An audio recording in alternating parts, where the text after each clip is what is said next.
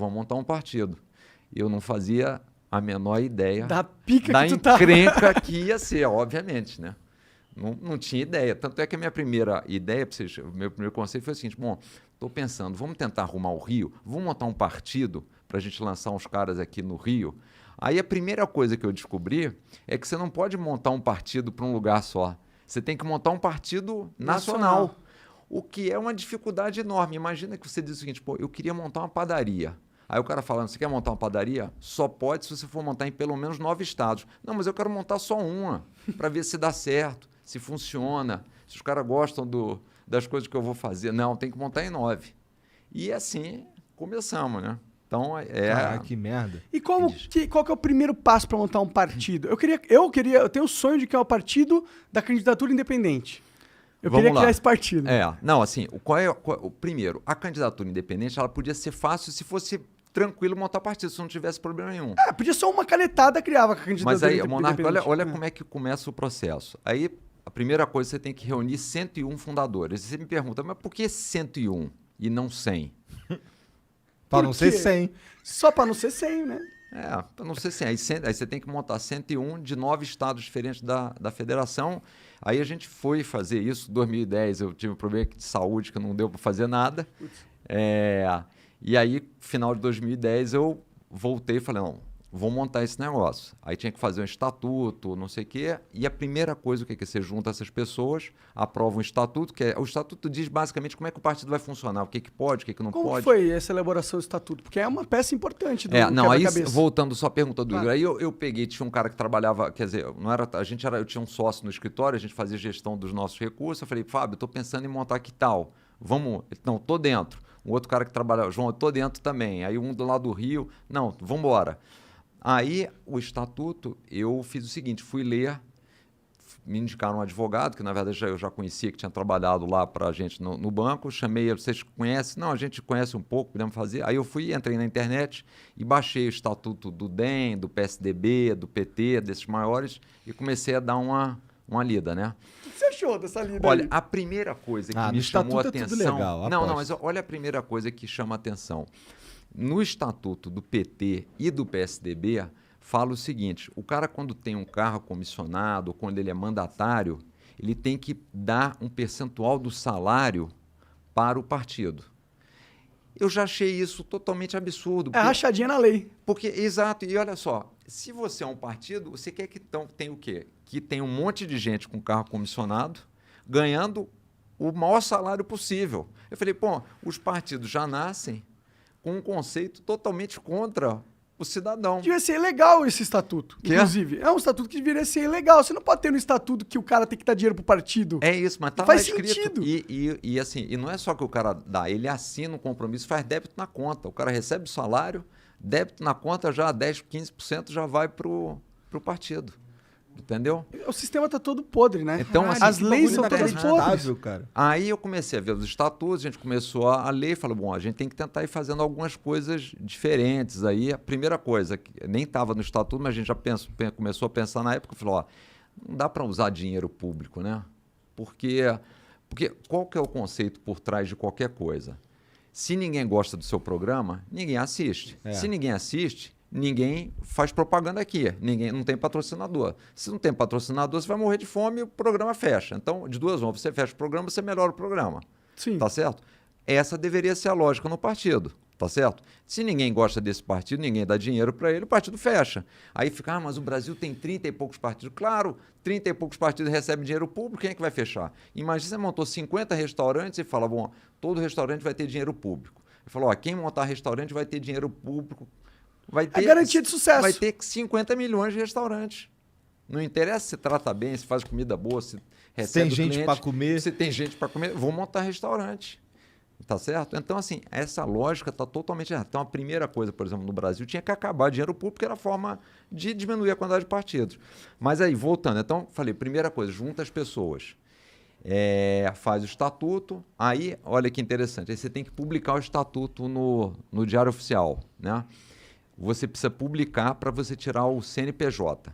Aí, quando a gente vai no Diário Oficial, o cara falou, olha, para publicar eu preciso do CNPJ. Eu falei, mas eu só consigo o CNPJ se eu publicar. Não, mas só podemos publicar se tiver o CNPJ da empresa. Então, aí conseguimos, o advogado explicou, depois de uma luta, eles publicaram. Aí, com a publicação, a gente tirou o CNPJ. Que doideira, que puta que doideira. pariu, cara. Aí, bom, agora eu vou tentar abrir uma conta corrente, porque o partido precisava ter uma sede, precisa ter uma conta corrente no banco. Aí você vai nos bancos públicos, não dá para abrir, só depois do registro. E os bancos privados, com partido político a gente não quer abrir, não dá, é complicado. Caralho, e esse cara é o João Amoedo, que trabalhava no Unibanco, né? E diziam que o partido era do Itaú. Né? Tem muita já, o partido do Itaú. Aí você vai lá no Itaú, conta corrente para você. Põe no teu cu. Mas só para abrir uma conta, a gente não ia fazer nada, só para pagar umas continhas ali, o negócio. Não pode. E aí começamos a pior etapa, que é onde o Bolsonaro não conseguiu avançar, que é coletar as fichas de apoio. Né? Como é que é a história da ficha de apoio? Você tem que ter uma fichinha que você assina na rua, você aborda as pessoas e fala, você topa que a gente cria um partido? Você vê que já não é um discurso fácil, porque o cara, partido político, Deus me livre. Mas você tinha que ter 500 mil fichas dos caras dizendo que apoiavam a criação do partido, com o nome do cara, o título de eleitor. Nossa. Imagina. E aí depois que você... E a assinatura. Pode ser digital isso? Não pode ser digital. E a assinatura do cara. É feito para dificultar. É feito para dificultar. Porque quem está lá não quer ter concorrência. E outra, se você facilita a abertura de partidos, fudeu também. Como que você vai bancar todo mundo, né? Mas se não tiver dinheiro público, não tem problema nenhum. Tá certo? Você mata as duas coisas. Então, o que os caras fazem? Duas coisas erradas. Eles dão dinheiro público, aí, dado que deram dinheiro público, vamos dificultar. Então, é um erro para compensar o outro erro. Agora, só que aí vai piorando. Você pega as assinaturas. Aí que você pega as assinaturas, você tem que mandar para os cartórios eleitorais para eles validarem.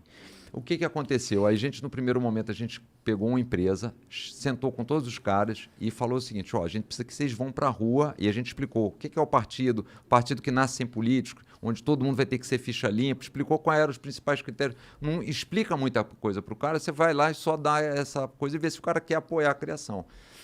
Aí a gente recebeu as fichas dessa empresa que a gente tinha contratado, mandamos para os cartórios eleitorais. Aí os caras começaram a ver, algumas fichas não batiam. Entendi. Aí não batiam as fichas, outras ligavam para a pessoa, o cara falava, não assinei isso aí não, essa não é minha assinatura. Ou eu não sei se foi a empresa ou o funcionário da empresa que ia.